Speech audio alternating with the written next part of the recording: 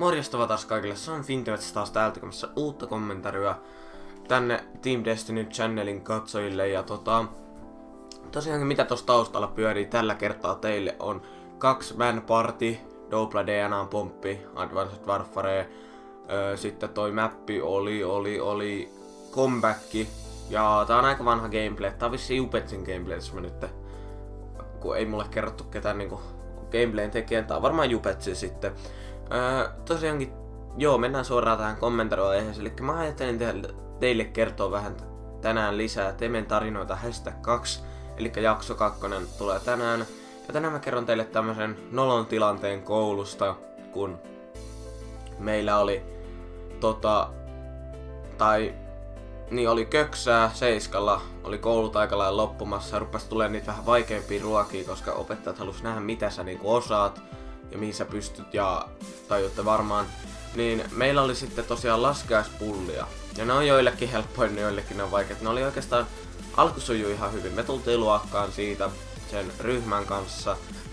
Mun oikeasta ryhmästä oli aika paljon oltiin pois porukkaa. Elikkä se meni silleen, että mä en siis voinut tai niin kun ollut siinä omassa ryhmässä, koska mä olin tyyliin ainut paikalla oleva. Joten mut siirrettiin siihen toiseen ryhmään. Mies oli kuitenkin tuttuja, että ei siinä sillä mitään, mutta sitten me ruvettiin tekemään niitä laskiaispullia ja ihan normaalisti meni, siinä sujuu kaikki ihan ok, tehtiin niinku, siinä tehtiin ne pullat.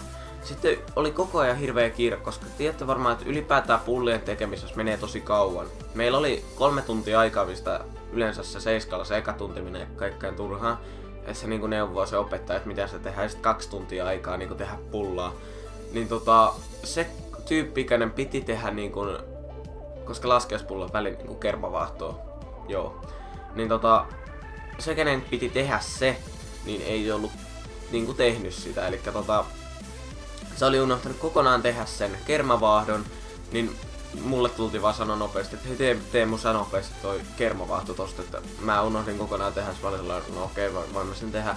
Rupesin siinä patkaamaan sitä kermaa, ja koska oli niin hirveä kiire, niin mä otin sieltä rupesin ottaa sieltä niinku ne kaikki mausteet ja kaikki nää, niin mausteet, niinku siis kaikki nää mitä tarvii, niinku sokeria, nää ruokatarvikkeet tai nää, niin mä otin ne sieltä, niin mä otin sokerin sijasta vahingossa suolan. Elikkä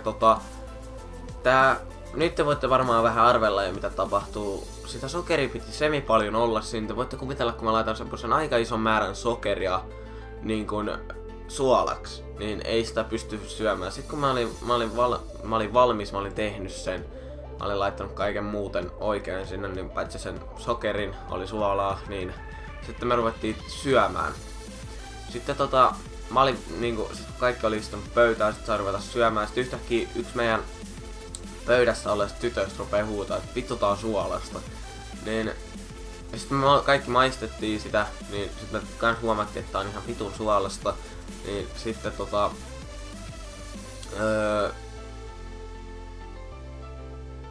sitten siitä ruvettiin kysymään, me mentiin kattoo sinne pöydälle, että mitä vittua, niin siellä oli sokeria seasta suolaa. Sitten kysyttiin, että kuka teki tän kermavaahdon tänne, niin mä olin että minä. Sitten kaikki rupesi niinku nauraa, kaikki tuijotti mua ihan vitusti. Mä yritin siinä olla niinku mahdollisimman paljon pokerfaceina ja mä olin vittu sillä, että ei saatana. Että voitte niinku kuvitella, kun yksi idiootti menee pistää sokerin sijasta suolaa, että kuinka idioottina kaikki sua pitää. Sitten niin ne niinku tuijotti mua aika pitkäänkin ja niinku tyyliin kaikki nauroi niinku vielä niinku koko loppupäivänkin sille asialle, että niin. Ja sitten me yritettiin niinku mahdollisimman paljon saada syötyä sitä pullaa, mutta ei sitä voinut syödä, niin me ruvettiin sitten niinku heittelee sitä ympäri koulun käytäviä, kun mä rupesin ainakin itteeni rupesi vituttaa, niin mä rupesin vaan hakkaa sitä ympäri kaiken maailman seiniä ja kaikkea. Että tarinan opetushan on se, että kun olette köksässä, niin muistakaa aina katsoa kaikki, tai ylipäätään kun teette ruokaa, että muistakaa aina katsoa kaikki ne, että ne on oikein. Että sitten ei käy samalla tavalla kuin mulle. Elikkä ei siinä mua ei olisi haitannut yhtään, jos mä olisin kussu vaan omat pullani. Mutta kun mä kusin kaikkien pullat siitä ryhmästä, eli 4 henkilön pullat, niin vittu saatana. Mutta tämmönen kommentaari tällä kertaa ihan hyvä toivottavasti nautitte gameplaystä siinä taustalla ja lisää Temen tarinoita tulossa tännekin kanavalle, eli joo. Menkää tsekkaa kaikki tarvittava Team Destiny, tilatkaa minut, tilatkaa kaikki modien.